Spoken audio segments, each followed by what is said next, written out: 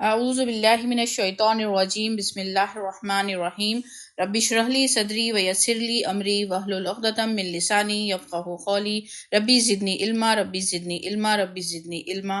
السلام علیکم ورحمۃ اللہ وبرکاتہ۔ میں ثنا خالد، تعلیم القرآن کی اسٹوڈنٹ، آج ایک سوال لے کر آئی ہوں۔ کچھ سوالوں کا جواب ڈھونڈنے کی کوشش کروں گی۔ کیا سوال کرنا غلط ہے؟ کیا سوال صحابہ نے آپ صلی اللہ علیہ وسلم سے نہیں کیا تھا؟ بالکل کیا تھا۔ صحابہ نے سوال کیا تھا کہ ہمیں حلال اور حرام میں فرق بتائیے۔ صحابہ نے سوال کیا تھا کہ ہمیں حق اور باطل میں فرق بتائیے۔ صحابہ نے سوال کیا تھا کہ نماز کیسے ادا کریں، روزہ کیسے رہیں، زکوٰۃ کیسے ادا کریں، بتائیے۔ تو بعض وقت سوال کرنا اچھا ہے، بعض وقت سوال کرنے سے مسئلے حل ہوتے ہیں، کام آسان ہوتے ہیں۔ بعض وقت بچوں کے سوال کا جواب دینے سے ان کے ڈاؤٹس کلیئر ہوتے ہیں دین کے اور دنیا کے معاملوں میں۔ تو سوال ایسا ہو کہ جس میں کسی کا دل نہ ٹوٹے، تو سوال ایسا ہو جس سے انسان کا کریکشن ہو، تو سوال ایسا ہو کہ جس سے معاشرے میں سدھار آئے، تو سوال ایسا ہو کہ دین میں ایڈیشنز بدعتیں چھوٹ جائے، تو سوال ایسا ہو کہ نماز درست ہو جائے۔ ایک سوال اپنے آپ سے کریے کہ کیا میں ایک اچھی مسلمان ہوں؟ کیا میں ایک اچھی انسان ہوں؟ کیا میں مسلمان ہونے کا حق ادا کر رہی ہوں؟ کیا میری عبادتیں صحیح ہیں؟ کیا میری نماز درست ہے؟ سوچئے، اپنے آپ کو ٹٹولیے۔ وہ سوال جس سے ہم دور بھاگتے ہیں، کیوں؟ کبھی ہماری کاہلی کی وجہ سے، کبھی ہمارے بلیفز کی وجہ سے۔ چلیے پھر ایک بار اپنے آپ سے سوال کرتے ہیں کہ کیا میں اپنی عبادتیں خالص اللہ کے لیے کر رہی ہوں؟ کیا میری نماز جو میں پڑھ رہی ہوں وہ درست ہے، سنت کے مطابق ہے؟ کیا میں ایک اچھی انسان ہوں جس کے اخلاق سب سے اچھے ہیں؟ نہ کہ میرے اخلاق سے اچھا میرا لباس ہو، نہ کہ میرے اخلاق سے اچھا میرا گھر ہو، نہ کہ میرے اخلاق سے اچھا میرا فون ہو، نہ کہ میرے اخلاق سے اچھے میرے ڈگریز ہوں، کیونکہ میزان میں سب سے بھاری انسان کے اچھے اخلاق ہوں گے۔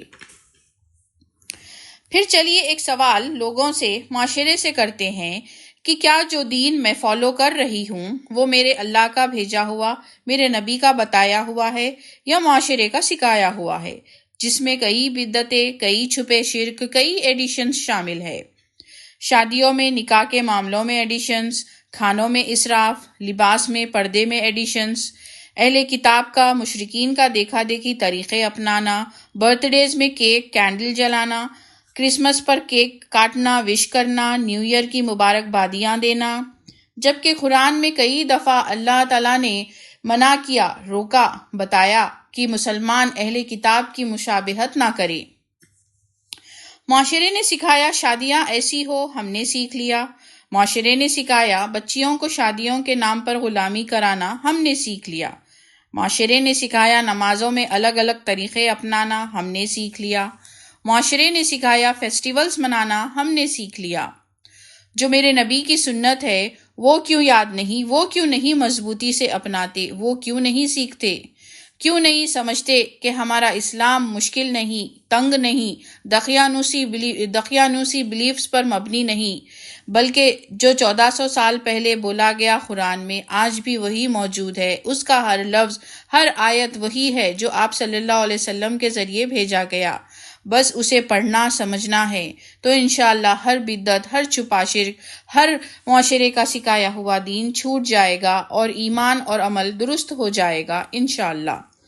سوال سوال سوال، بس سوال اللہ کے بعض بھیجے ہوئے احکام میں نہیں ہو سکتا کہ کیوں نماز اتنے ہی رکعت فرض ہے، کہ کیوں اتنے ہی دن روزے رہنا ہے، کہ کیوں اللہ نے مرد کو سرپرست قوام بنایا، کہ کیوں عورتوں کو پردہ کرنا ہے، کہ کیوں سود نہیں کھانا ہے۔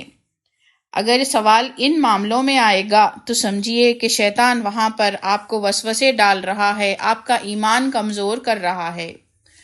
تو اپنے آپ کو ٹٹولیے، اپنے آپ سے سوال کریے کہ کیوں میں کوشش نہیں کرتی کہ قرآن کو سمجھوں، وقت دوں، اپنا عمل درست کروں۔